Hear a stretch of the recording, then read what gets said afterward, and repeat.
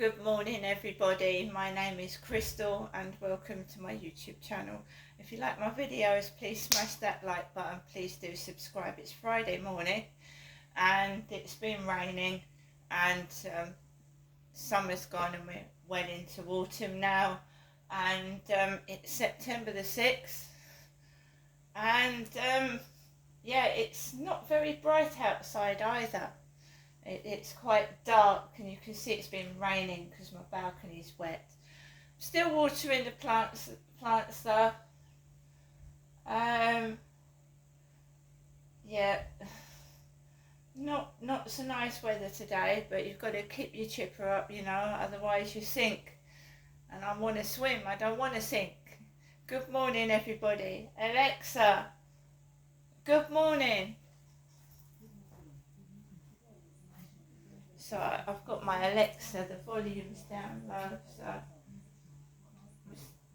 And if I had my way, the next James Bond.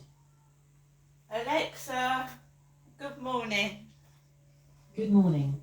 Today is National Read a Book Day, so you have a valid excuse to get lost in your favourite tome. Or ask me, what's free from Audible? Alexa, what's free from Audible? Good morning, Crystal. You can listen to Great Expectations, The Wind in the Willows, or The Picture of Dorian Gray. Free to stream. No Audible credits or payment needed. Just ask me to read the one you want. So I've got an Audible account, so I've got a lot of books on Princess Diana, I've got Prince Harry's spare book on my Audible, I've got lots of Audible books. I've also got the Bible because I like to read the Bible. I'll see if I can find a book on Polish. So Alexa, what's the time please? The time is 8:17 a.m. Alexa, what's the date today? It's Friday the 6th of September. Alexa, what's the weather outlook? In Rochester, it's 17 degrees Celsius with mostly cloudy skies. Today, you can expect showers, with a high of 20 degrees and a low of 12 degrees. Also, there's a yellow warning for rain in effect until Saturday 7th of September, 12 a.m. Alexa, can you tell me a joke? Why did the banana go to the doctor? Because he wasn't peeling well. Alexa, whose birthday is it today? Sorry, I don't have an answer for that. Alexa, who was born on this day? Celebrities born on the 6th of September include Dolores O'Riordan, Joseph P. Kennedy, Idris Elba, Freya Allen, and Roger Waters.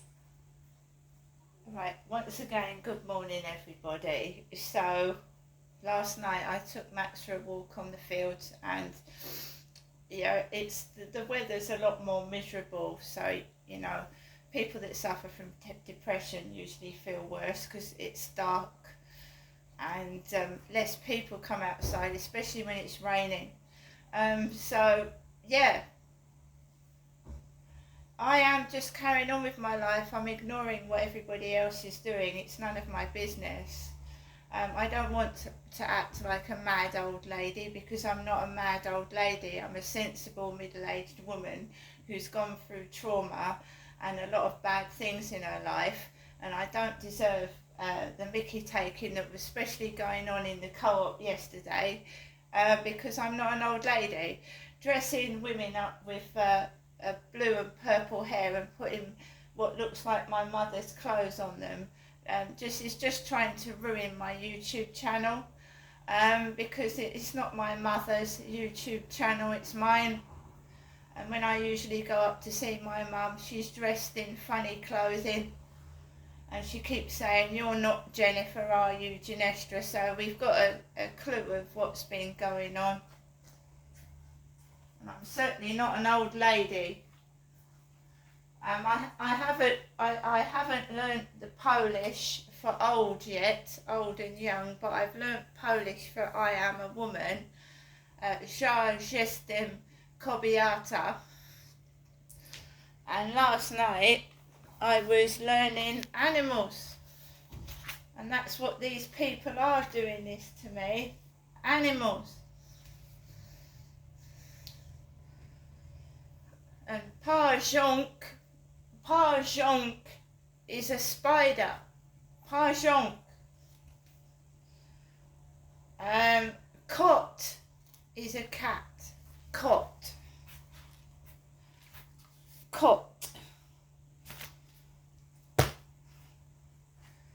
Duolingo is a great app because it helps you to learn a language, and it's quite fun how you learn it, and you can learn it at your own pace.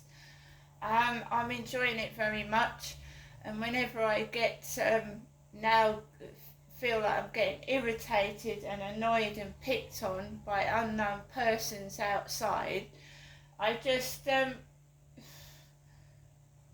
carry on learning my Polish, and I distract myself and ignore them. And it must be annoying them and making them cross, because I was very, very quiet yesterday.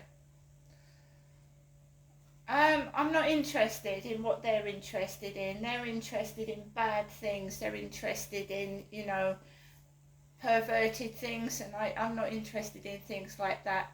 I want to help people. I want to learn, and I don't want to waste any more time on these people that are trying to get me involved in something dirty and disgusting. And that's not me at all, and it never was. So gradually I'm breaking free of the chains they're holding me in, gradually, because you see, they'll piss off. When you're no fun for them, when you're no use to them, they'll piss off. And that's what I'm waiting for, them to piss off and leave me alone completely. I had no messages last night. I wasn't disturbed once. The only person that keeps ringing the phone is my mother. And yeah, I hope she's enjoying herself right now.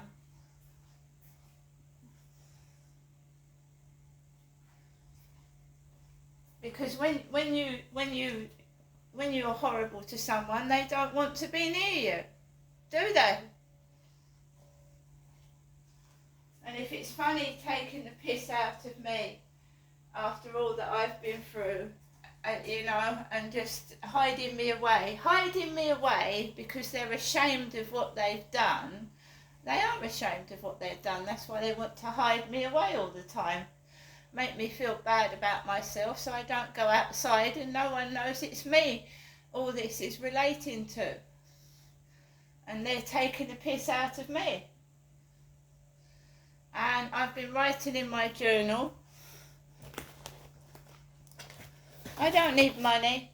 I don't need money for people to pay me off. I don't need people to pay me off to shut my mouth. I don't care if I've just got a loaf of bread and water, I will still continue to do what I'm doing.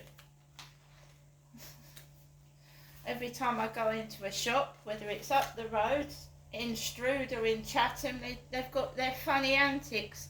And when my father used to take me to the caravan parks, he didn't take his wife with him, he took me. They were cruel and nasty to me like they are here at the caravan parks, and my father was abusing me. They'd shake his hand and talk to my father, and they would be nasty and horrible to me.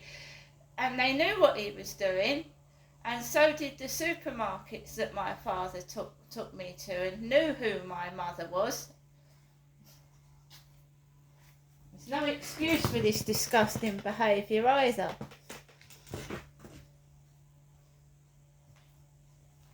I'm my own person. Anybody that knows me knows that I don't get pushed around. I'm nobody's property.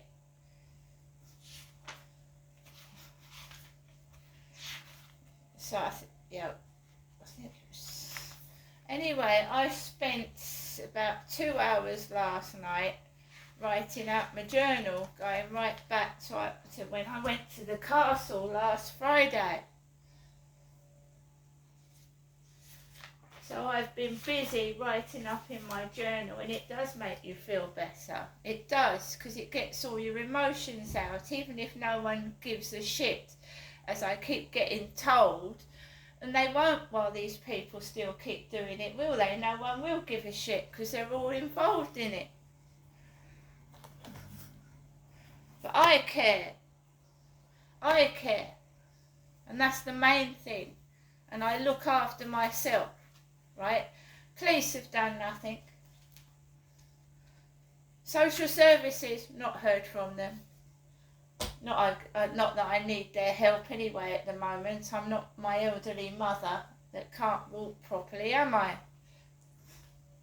But if I was in a state on my own, it's just disgusting treatment, isn't it? They just want you as a sex toy. They want to use you. If you think that I'm gonna rot in my flat for some evil people that I don't even know, you're much mistaken.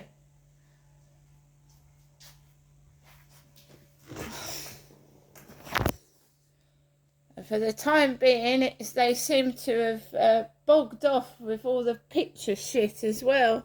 Alexa, LBC Radio. LBC London from Global Player. Protect minorities, protect freedom of speech, freedom of religion, all the things that we care about, the things that we really gave the world as a country. So our rights would be enhanced, but they would be brought home, and it would be British Parliament and our British judges that were in the driving seat. Lastly, on the Rwanda scheme, how do you react to the news that now the German government is exploring the possibility, I don't want to overrate this, but they are possibly looking at picking up the remnants of what the UK government tried to put together, Mr. Jenrick? Well, it is a farce. It is a total farce that just as our friends and allies around the world, like the Germans, are considering schemes akin to the one that we had with Rwanda, our own government has scrapped it. And they've essentially surrendered to the people smuggling gangs because they now have no plan whatsoever. They're holding a summit today, Mr. Jenrick, where they say they will, quote, smash the gangs. They would probably challenge you on that. Well, I think that they're either being dishonest or hopelessly naive.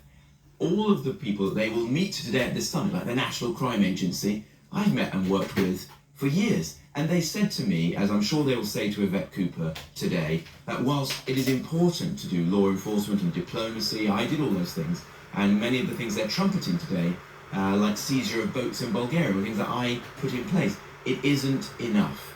You have to have a deterrent.